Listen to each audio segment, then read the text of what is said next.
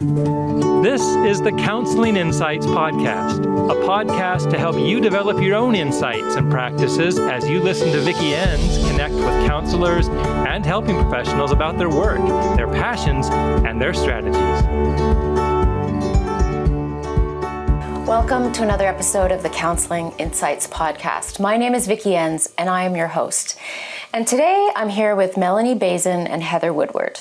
Melanie is the Director of Indigenous Services at Crisis and Trauma Resource Institute. She has a passion for decolonizing social systems and draws from her Métis heritage and works alongside a traditional elder to incorporate Indigenous ways of being and learning into her training and for guiding staff in the organization's reconciliation journey. Melanie also provides land-based therapy with Lil Steps Wellness Farm. Heather Woodward holds a Master of Social Work degree grounded in Indigenous knowledges and has over 25 years of direct experience in the helping profession. She spent the first half of her career working directly with children, youth, and families with a focus on the impacts of violence and trauma. Currently, she specializes in holistic wellness and healing for helping professionals, working on vicarious trauma and transforming this to healing, growth, and resilience. It has been this journey that has led her down the path towards reconciliation. In today's conversation, we give you a taste of the new workshop, Reconciliation in the Workplace, Meaningful Action for Teams. Mel and Heather talk about the backstory and intent of this new offering from Crisis and Trauma Resource Institute. They describe some of the topics they find most important, such as looking at history and colonization, as well as locating ourselves in this ongoing story. And they both emphasize the central focus and experience of reconciliation in this workshop as building relationships. So welcome to you both. Hi. Hello. Yeah, so happy to have you here. And we're going to be exploring together a pretty new workshop that both of you have had a strong hand in and been part of developing, Reconciliation in the Workplace, Meaningful Action for Teams. And so we'll get into that in lots of details in just a second. But I thought first we should just hear a little bit from each of you. Melanie, maybe I'll start with you just because you've been a guest on the podcast before, so listeners may have virtually met you in that way, although they wouldn't have met you visually. Right. Because at that time, That's right. we weren't recording video, so it's nice that they might be able to fully meet you now. But it's been a few years since that conversation, so I wondered if you just wanted to say a bit about what have some have been the highlights in your work since that time, in the last few years, because I know lots has been going on. One of the things, I guess, on my mind now and what I was just working on before coming here in a frazzled state, we are working on writing a book for CTRI, and Vicki, you're a part of that, so that's really exciting. I almost spat my water out. It's it's been really fun, and it's all about decolonizing our helping practice with activities for helpers, and so I'm so excited to get that out and share it with others. It's really great. I'm looking forward to it too. And Heather, welcome to the podcast. Hi, thanks for having me. You are new to being a guest here, but you're certainly not new to Crisis and Trauma Resource Institute. Just tell us a bit about how you got connected with CTRI and your journey there. Oh, wow. Okay, I'll try to give you the short version. The short version, Actually, one of the other trainers, Wilma, I'm not sure if she's ever been on one of the podcasts before, but Wilma and I sat on a board together, and we were in this board and sharing conversation. And she's like, you would be a great facilitator. Mm-hmm. You should come, apply with CTRI. And so kind of started the ball rolling, and positions in my life had changed job-wise. And so I reached out to Nathan, who, again, I knew from another world when we were doing helping work. And so that's kind of where it started. And I always kind of share the fun story, because when I had that little interview with Nathan, he's like, well, we don't really have any work for you right now, but we'll keep you on the back burner. And I was like, okay. And then I got a call. It's like, what are you doing next week? Can you go to Nunavut? And I was like, yes, I can. And it kind of started from there. So so definitely been around CTRI for 2017, 2018. Yeah. And so when I'm not doing this, I have my private practice where I do one-on-one work with helping professionals, people who are in high stress, high demand, high crisis work. So not just frontline workers like us within that social service realm, but like people, firefighters, police officers. I have farmers. I was like, yes, farmers have very high stress, high demand work, and accountants, lawyers, nurses, really trying to promote that wellness, because what I've learned, and I'll probably share a little bit about it today, is taking care of ourselves is so incredibly important, and we tend to give and give and give in this field, and it impacts us. So that's why I do that. And when I'm not working, I hang out with my dog. Great. And my 2 kids who are kind of empty nesting, but they're still living at home. Yeah. So it's me and my dog and my husband. Time. Yeah. Great. Welcome here. Thanks. Okay, well, let's dive into this topic. I'm excited about this workshop. So again, the title, Reconciliation in the Workplace, Meaningful Action for Teams.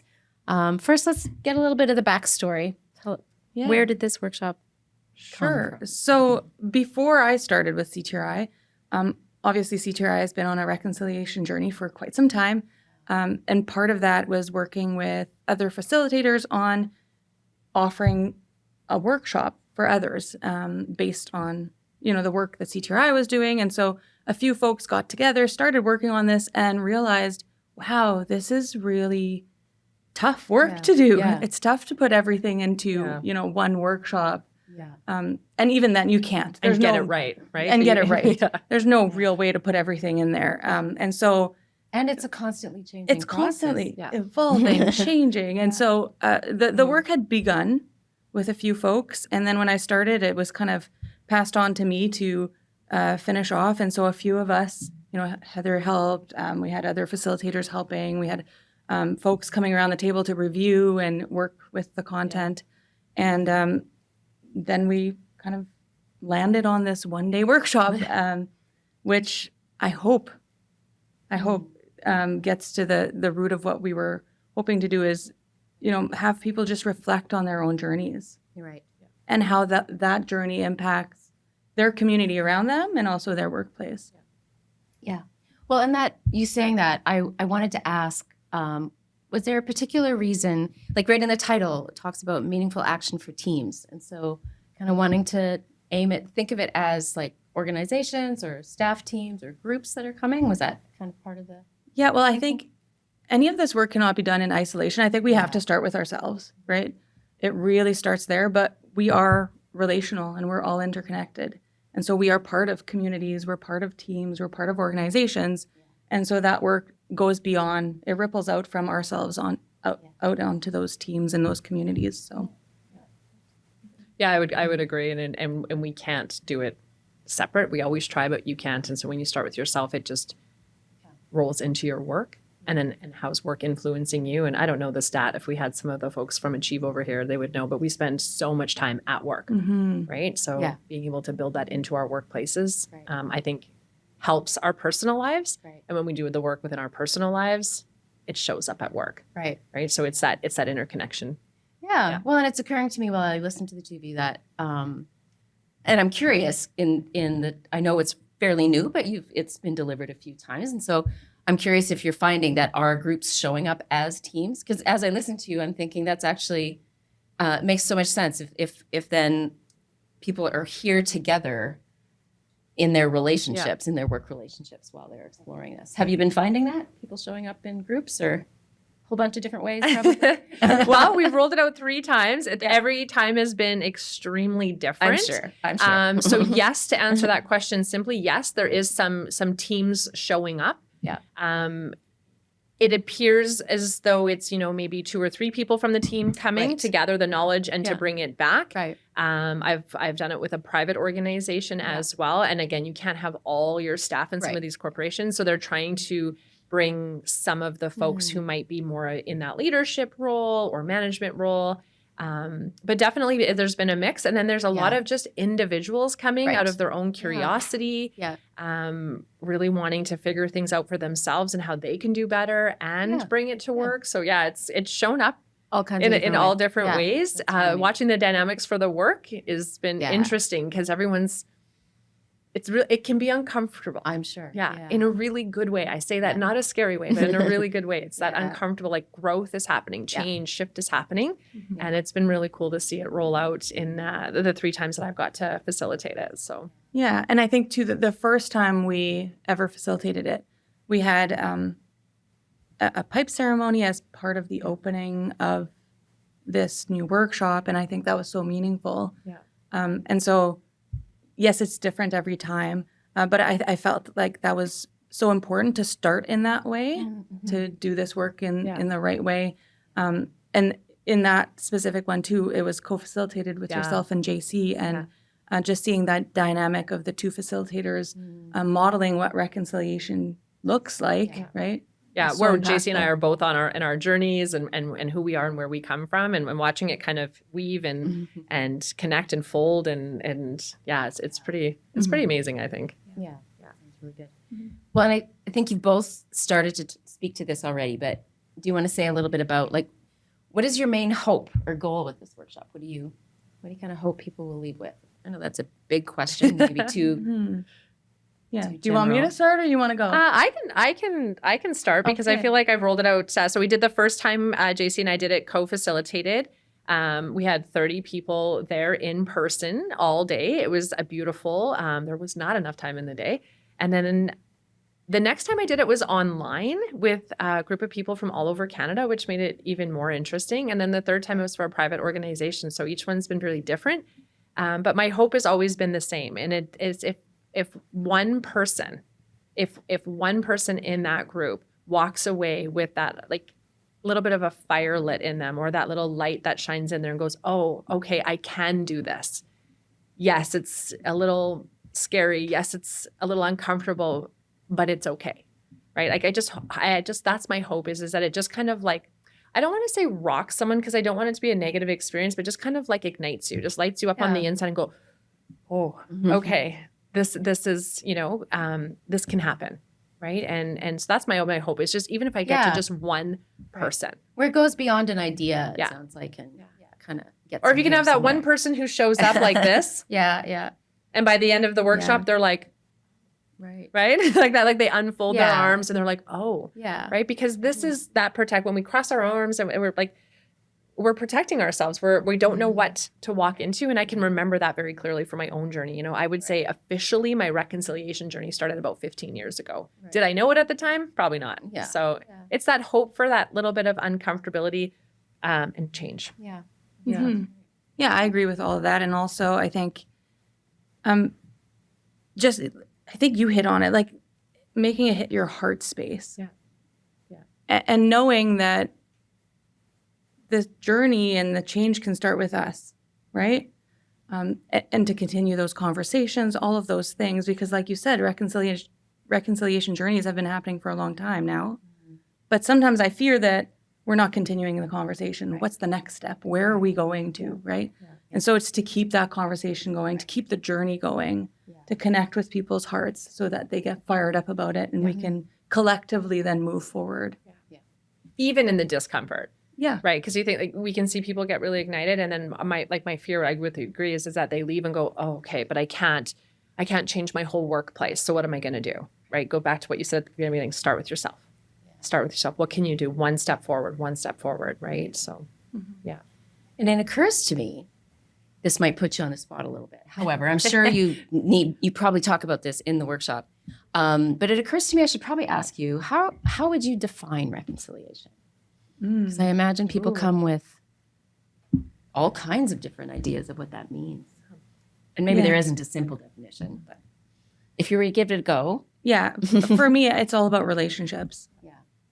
And again, starting with ourselves, we need to know where we stand, where we are, who we are, where we come from, how we relate to the land we're on, how we relate to the people around us.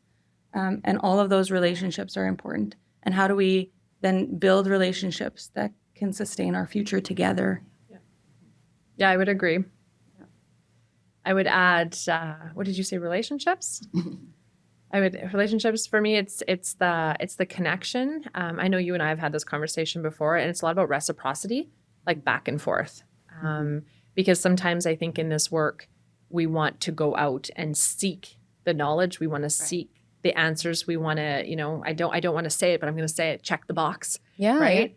And it gives us some sort of sense of accomplishment, but that reciprocity comes back and is how am I giving? How am I taking, like back and forth and kind of that interconnectedness. So yeah, it's relationship and connection for me. And one of the very first things Mel and I both did our masters in the same program, different times with different programs. And I can't say for you, but for mine, one of that very first things was they call it locating yourself, right? Like Right. you have to locate yourself in the research, in the work, and if you don't know who you are, it's really hard to locate yourself. And so when I think about reconciliation, it's about who am I? Where do I come from? And then how do I bring that into the relationship authentically? And I think actually that's a really good point for us to maybe just say a little bit more on in the sense that I'm realizing we haven't really named who this workshop is for. Is this because we know reconciliation, like if I come at it, pretend I know nothing, and I only know a little bit more than nothing, but if I just, it's like, well, wait a minute, that's about non-Indigenous people and Indigenous people trying to get along. Right. But who is this workshop for? Which group? It's for anybody. Everybody. Yeah, I think it takes everybody, right, to get to that destination that we're all looking to get to.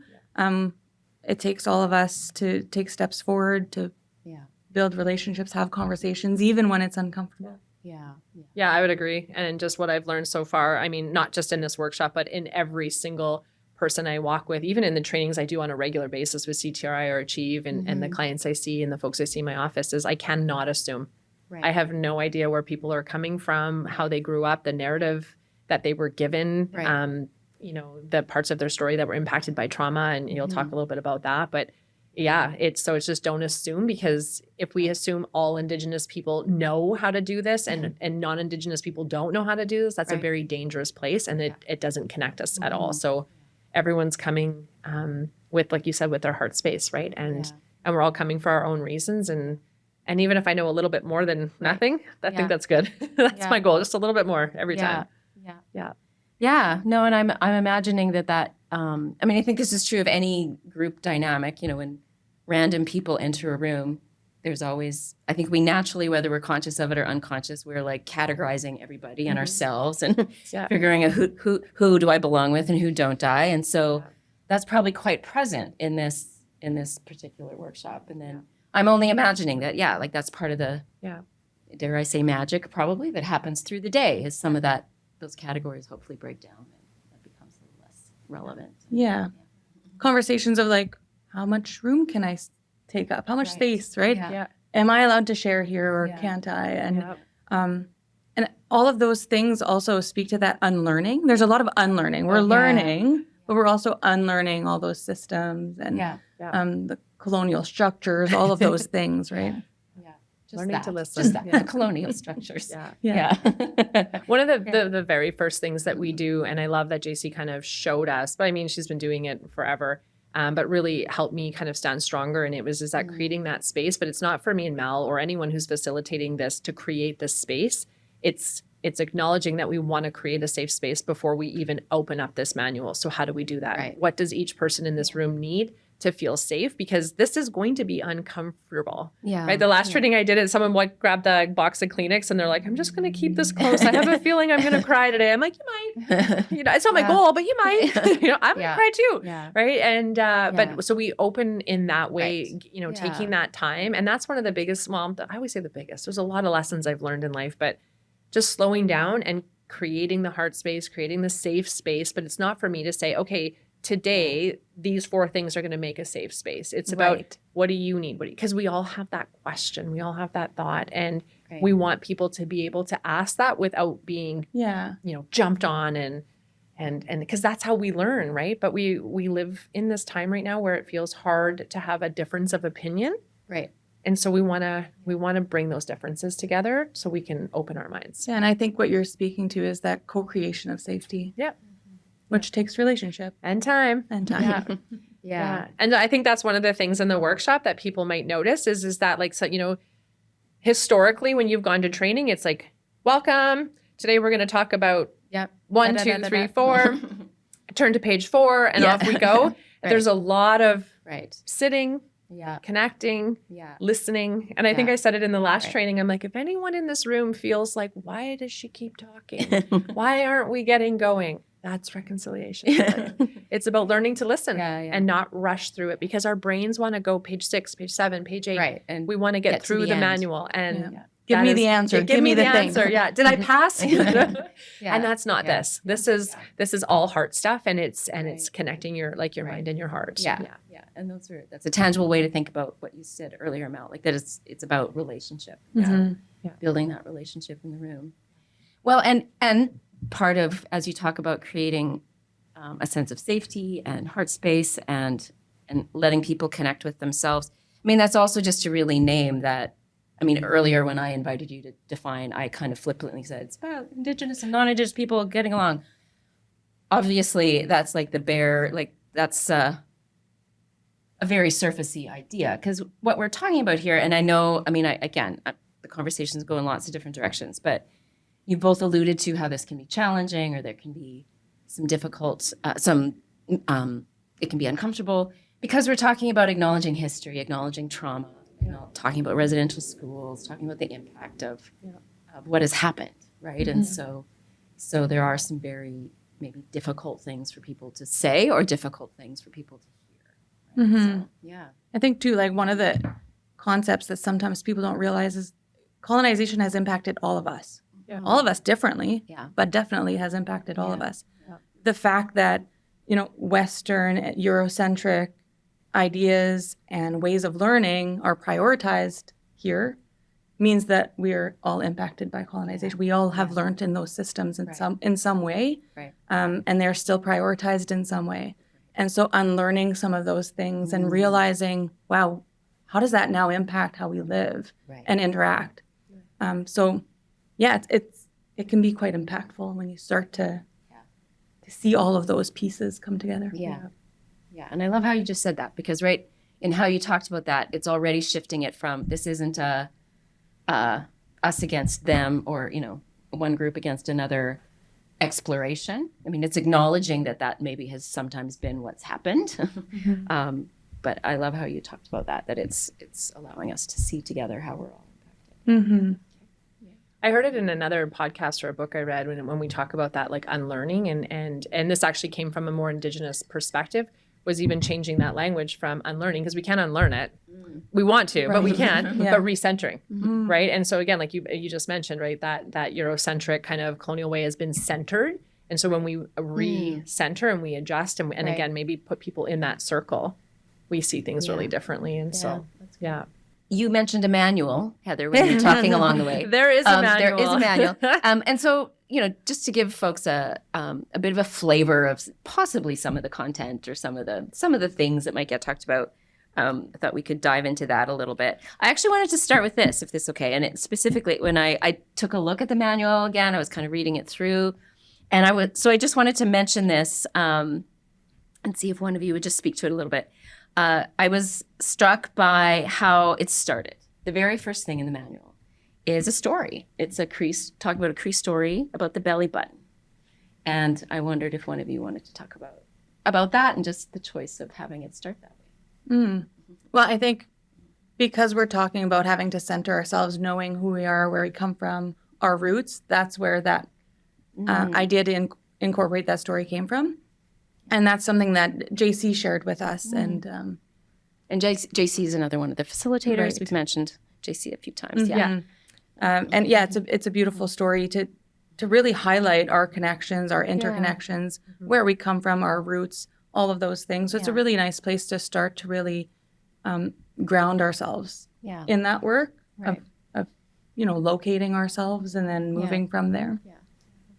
What pops up in the workshop, what has popped up, and I knew it would, is, and first of all, like, I mean, you can probably speak a little bit more to this, but putting some of that stuff in writing is really hard. So I just want to say, like, and honor JC and Mel and everyone kind of behind the scenes, because it's not easy to put something, because it's not speaking on behalf of all, Creep folks, or that this was one way that JC had learned through her teachers. Right. And so to share that is incredibly vulnerable, but also to put it in writing is like a whole other level, right? But when we talk about decolonizing and reconciliation, these are the things that make me nervous. I'm like, are we putting that in writing? Like, is this okay? Can I say it out loud? I'm not Indigenous, right? Right. But what happens in the workshop for some folks, whether they're Indigenous or not, I don't ask people to identify when they show up in the workshops. But some people have said, but I don't have a Cree belly button story. Right. And I'm like, but you have a story. Right. You have a belly button. And then some of the complications that come up is, well, I was adopted. Mm-hmm. I don't know who my mom is. I don't, Right. right? And so, like we could spend a day doing the belly button story, right? But that's why we did it at the beginning, I think, is just because that's where we want to start. Yeah. Right. And so one of the things I often say in my office is the good, the bad, the ugly, and the beautiful. We are who we are. We come from, you don't have to get rid of who you are, but what's in that story, right? Find the beauty, find the uncomfortable. And so when people ask those questions, because they all of a sudden think they don't have a culture or they don't have this beautiful, teaching or story. And so it's like, then go find it. Right. And if you can't find it, you don't have your folks, for whatever reasons you were separate. That's a whole workshop. You're the author of your story. Right. Who's connected to you? Who's closest to you? Who would you like to be? Right. And we talk about blood versus non-blood, and it's gone a few different directions. For sure. Yeah. So I don't know if you want to add anything to that, but It's just making me think of I think we're so used to separating ourselves and, like you said, putting ourselves in different categories, right? But this to me just speaks to I envision people sitting around the fire sharing stories, right? Yeah. And your story might not be my story, but that's okay. We can all sort of relate in some way to where, our roots are and where they come from. And it all looks different, but that's okay. and for some people, like, oh my gosh, we're cousins. Like at the end of it, find we've each seen other. that too, Yeah. right? Or like, hey, I think I know your mom's best friend, or like we find the connection. So it's pretty cool. Yeah. Yeah. But it's a loaded page one. Totally. Exactly. Well, and that's what I was going to say. I think it's a great illustration of, this is page one of, I think, a 45-page manual. Yeah. So I'm sure you could spend the whole day, if not, probably certainly the first chunk of the morning on that, which is great. But it gives a good flavor of that. I think that is something that comes up though every time is there's not enough time. Yes. Not enough. Not enough time. And yes, we know there's never enough time. But we hope that, people can go through the rest of the manual and continue on because the work is never done. You can't just take the workshop, check the box, I'm done my reconciliation journey, right? It's ongoing. So. No, this one in particular, it really strikes me, makes sense that it is such an experiential workshop, right? So the idea of working on reconciliation, this literally is just a step. And however far you get in the manual is kind of irrelevant in some way. Right. It's the actual process of and what that means. Yeah. So however, we do want to talk a little bit, maybe touch in on some of the other areas that you often talk about, because there is such a rich, full list of concepts. And there is a lot in that manual. So, I just wanted to invite each of you maybe just to choose one piece or one topic that stood out for you or that you'd like to highlight. Sure. I think for me, it was really important to have a timeline of the history of colonization in there for folks to be aware. Yeah. Because you need that awareness to start, right? And more than only looking at the residential school system, which is a large part of it, but there's so many other systems and processes, laws that have come into play that create this multi-layered oppression that has happened. And so I think it's important for people to know that. And another conversation we've been having at CTRI is expanding our idea of intergenerational trauma.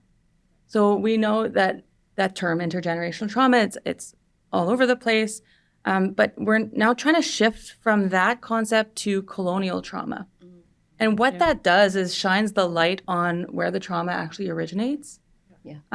Because when we say intergenerational trauma, it's our ancestors, our family that's passing down that trauma, and it often places blame on Indigenous women specifically, Indigenous mothers. And so if we shine the light on, the colonial structures, the colonial history, we can then maybe also put some energy towards that work. So this is one of the areas in the workshop where you're providing that information. There's some teaching, and then I'm imagining people get a chance to see where they fit in that. Yeah. Another potentially difficult area to explore. Yeah. I can see the power in that for sure. A lot of it surprises me, but doesn't surprise me, rolling it out. And even when I have different workshops, a lot of people will start at residential schools. Some people still don't even really know. Right. And there's we could probably do a whole podcast on that, but So I like the timeline in the book is, again, what we could do with pages. Right. Yeah. But it's a beautiful starting point in Yeah. terms of like, it helps like, oh my gosh, there's so much. And I like that it's bringing it back to that colonial system. It's not, the Indigenous person's fault for bringing that through, or carrying that trauma. And so that's been interesting. And again, every time I roll out the workshop, I'm learning more and more and more. And I think that's really important to highlight too, is Mel and I are not experts in this. Like we don't have this memorized. We're not able to spit out stats and facts, like 10 miles deep. We're still learning and doing that. But there's like, I'm excited, but it also shocks me, but doesn't shock me that we're still, some folks still don't know. Don't know. Right. Yeah. Or are scared to know. Right. Don't want to know, privileged enough to not know. Right. Yeah. They can have their blinders up. Right. There's, And I think the other thing made me think about when you talked about like kind of looking at things over time. And I think there's often still an idea of, oh, that was so long ago. Whatever that was, maybe people think about residential schools and only that, right? And so I think as you're describing it, it's helping kind of open up that understanding that this is an ongoing, still happening. situation. 600 years. It's been going on for, right? It's like, well, it just happened. No, it's not over. Yeah. I can. Well, I have a few things I'd like to talk, but I would maybe want to add, like you wanted to talk a little bit about the trauma iceberg. Right. And then I can add kind of the activity that I really enjoy that kind of connects that too. So it might be helpful for you to go first. And just briefly, there's a depiction of trauma as an iceberg, just to sort of explain that concept of colonial trauma a little bit more. So what we see on the top of the iceberg is, those individual impacts, the collective impacts, community impacts, but underneath the surface are all of those systems, the oppressions, the patriarchy, all of those things that have contributed to those impacts that we see. Powerful image. It is a pretty powerful image when you show it and you give people like a moment to sit and think. And then again, always connecting back to themselves. Right. Where do you see yourself in this? Because a lot of us have had that privilege, and I do some air quotes on this because we don't realize you have it until you realize you have it, that you don't know what's going on underneath there. You might not have been impacted the same way other folks have. So it's quite powerful. And then when it connects to the timeline of some history that we could get into the book, there's lots of, you see, I guess, little fires being lit or light bulbs going off. People, and then we take a break. We do lots of breaks. We do lots of breaks. So that's I intentionally pause a lot to give people that beautiful discomfort. Like, okay, sit in it for a minute. Recognize, where do you fit in this? Where do you sit? Was there any other part of the workshop that you had wanted? Well, the activity that I really liked, and I didn't create it. I'm pretty sure Mel and all the magicians behind the scenes got to do this. And so I got to roll it out, and it's we've done it a few different times, and it shows up different every time. But the activity is right at the beginning, and it's called Changing the Narrative. And so after we review, this brief timeline, we talk a little bit about the trauma iceberg. We do an activity, small groups, and changing the narrative. And there's, I think, six or eight different policies or acts or moments in time, and they give a snippet of that, so the Indian Act or the peasant farmery or the past system, things like this. And so I give them time. They can Google and go search on their own to do a deeper dive, but then they walk through that and they connect to it. Where do you position yourself when this act or this policy was put into place? How would your life touch this, or how would your ancestors might have been connected? Okay. Where for some folks, they're first generation settlers here, or occupiers. Some people have been here for longer than that, and so we do that, and then we connect it to that moment, and then they get to change the narrative. What would it look like if we had worked together, right? If it hadn't been like that, like that oppressive kind of patriarchal system that was doing it, what would it look like? And then they get that chance to rewrite it, and then talk about what, like, if we did, right? Like if we didn't have a past system, we didn't have this, what would that look like? And so it just right at the beginning opens conversation. It brings in ideas. It helps. People I didn't know. I didn't know, what is that, right? Right. like those kinds of things. And so that's been really helpful, powerful, and it gives a really good conversation. It's a starting point, but again, it also helps people kind of connect and locate themselves in this and see things differently. Because I think it goes back to that, you know, like, well, it happened so long ago, it happened so long. No, it's still impacting. So when we think about the farming and the restriction on the land and all that, that is impacting our food today and how people are, and then our health. And so, Right. I mean, I don't have enough time to go into all the connections, but Right. when we live in a society that doesn't push us to see those things, and you live in a place where you don't have to, you have Right. that, I'll just name it, white privilege to be able to not, right? Or the privilege to be able to not, you don't necessarily connect it. And so this space, in those little moments, we get some time to be like, right? So it's not my fault. It's not your fault, but connect, right? Connect it way back. Because See- it wasn't see the just 10 years ago, 15 years ago. It's still going on. And then The impacts continue. impacts. Yeah. Yeah. And it was hard for me to even connect some of that. Like, what does this make sense? You're like, oh my gosh, right? Mm-hmm. Yeah. And then when you see the actual intentional oppressive policies that were put in place to stop the growth, the resilience, not resilience, but the adaptation. Yeah. Absolutely. It gets in there. Yeah. Absolutely. Yeah. No, I can remember, this is reminding me, I mean, I've been working with CTRI for quite a while, and there were very few occasions where I think in some of the early development of this workshop that Mel was talking about before, where as a whole group, we I think explored some of those kinds of, did a version maybe of that activity and explored some of those. And I just remember for myself, it really opened up in my mind, because it got me thinking about the timing and my grandparents and you know, and you start to think about that from a personal perspective. And I just remember feeling pretty churned up, and it was kind of wild to think about, like, just how my own family, you know, our lives, how that intermingled with things that were happening in northern Saskatchewan, which is where I was from, where I grew up.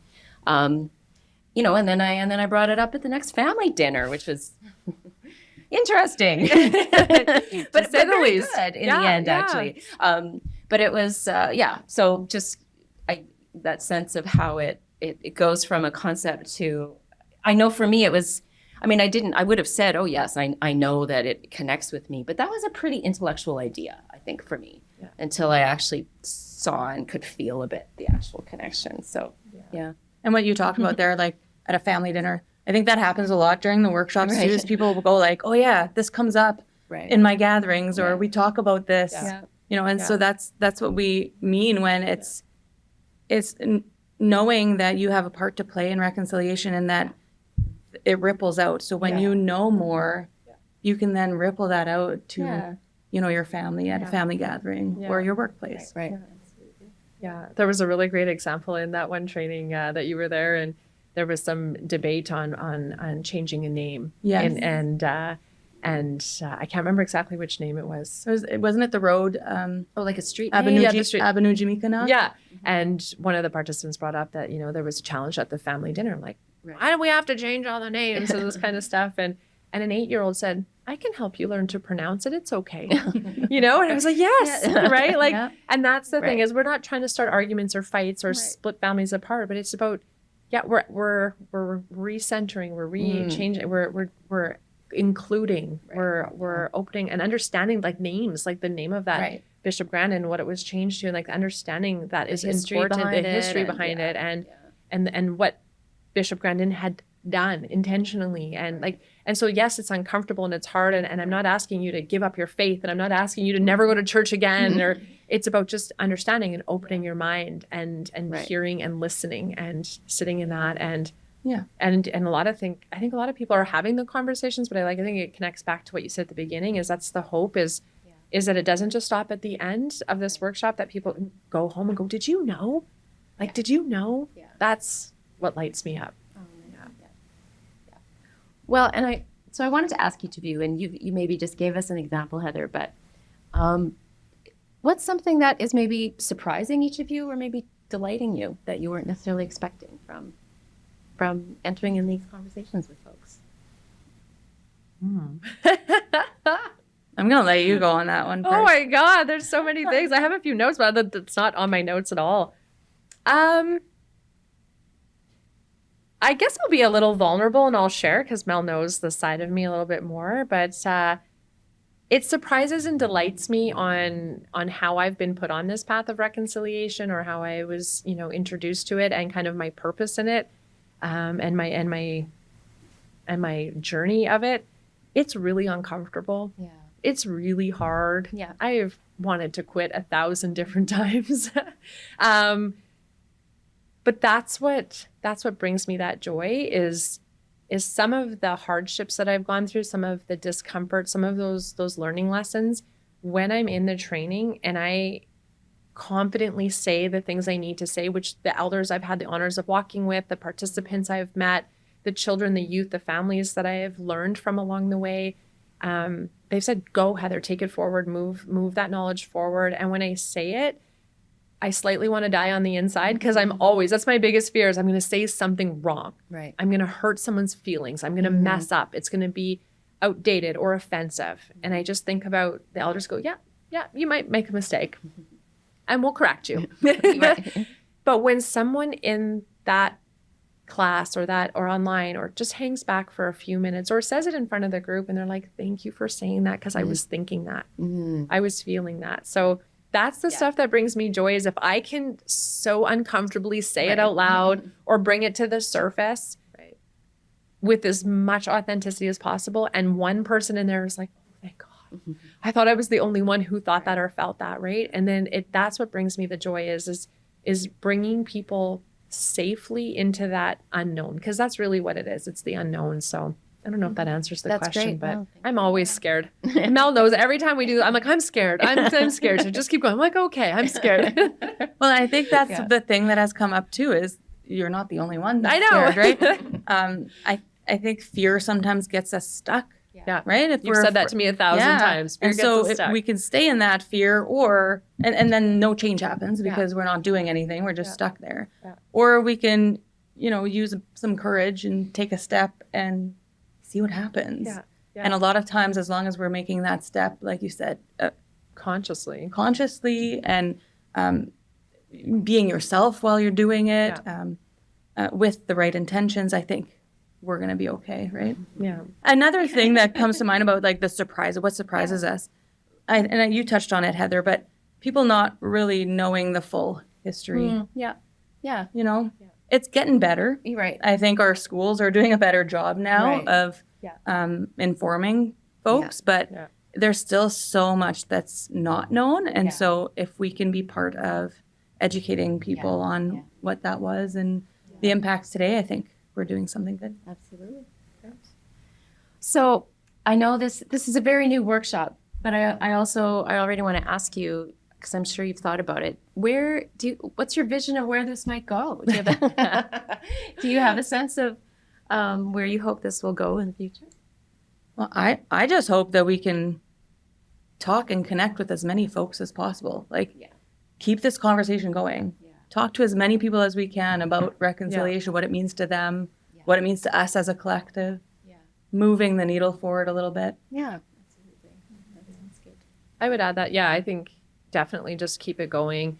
I do, I'm just going to throw my little jab in here right now, but I hope that it could be a couple more days or 2 days. To have the time. Have the time. Yeah. It is so sensitive. It's so vulnerable. And people, in my experience, are signing up because they want to, right? I mean, sometimes there's an element that like it's work, right? But the reality is people have shown up because they want to, and there's just never enough time. So one of the things we noticed in the first one is JC and I, Mel and I, a few of the trainers across CTR and Achieve have had the honors of doing what we call two-eyed seeing approach and a co-facilitation model in some of our workshops. And we get 5 days with folks when we kind of walk through grief and trauma and those kinds of things. And so to bring this in 1 day is really hard, but I mean, I'll take 1 day over no days. And it's hard because it's people's time and it's a lot. And maybe like 1 day on a Tuesday and then a Thursday, give people a day to like process, because it's a lot. It's a lot. But I just hope people keep asking questions and And no question is silly. Right. Yeah. And just keep doing it. And I think when you feel the most scared, just know that you're probably on the right path. Right. Yeah, and Yeah. I think you're right. This workshop is on a continuous journey itself. Yeah. And so it could, change and evolve over time. Oh, there's already notes I put in because, I'm sure. again, the folks that we're working with and walking with and sitting with, they're like, even in the timeline, one of the very first days we rolled it out, we talked about that timeline. And then someone in the audience said, would you be able to add in the timelines where apologies began to happen? I was like, oh, that's a great point. So we can't keep changing the manual, but I have it in my notes so that, because that was important for them is, when did these apologies kind of start? And then what did that look like in action? And so again, being able to have those, so lots of notes in there and watching it change and shift. It'll And be evolving. Yeah. And maybe just to mention on a practical level, I know that I was taking a look on the website and sure enough, I knew there's some free resources and like resources that participants or other folks can find that support, just like with the manual, kind of support ongoing learning or ongoing conversations. And so we can include links to those kinds of things too in the show notes for folks that can check it out.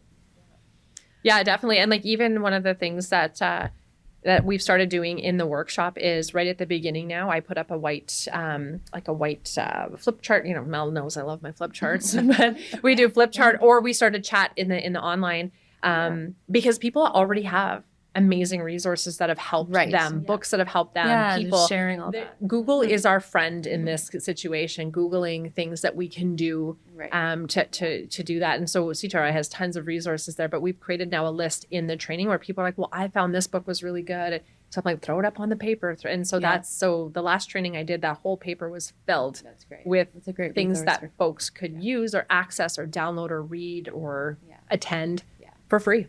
Right. So that's great.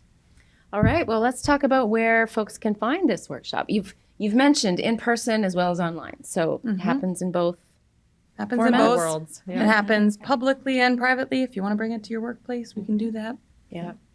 I think the next one is set for September 10th, virtually online. I was set to roll that out, but another amazing facilitator, Jolene, is doing it. So we actually just talked last week about it. I gave her my experience and she's I'm so excited. So it's going online there, but you can get a hold of CTRI and we can go to I did a private for a corporation. They worked with all the amazing coordinators behind the scenes and I think there was 30 people in that one as well. Really great. Yeah. Well, I'm so excited to see this workshop out in the world doing its thing and really lovely to talk to you both about it today. Thank you so much. Thank you. Thank you. So, yes, thank you for sharing your passion and giving us a real rich taste. I think we did a good job of giving a little flavor about some of the content, but also what to expect, right? And to kind of know what it might be like. So thank you. And to you, our listeners, thank you for joining us. I hope you enjoyed this conversation. Come back for the next one in a month's time. So until then, be well and stay curious. Looking for free resources and training in the areas of trauma, counseling, and mental health? Be sure to check out our website at www.ctrinstitute.com.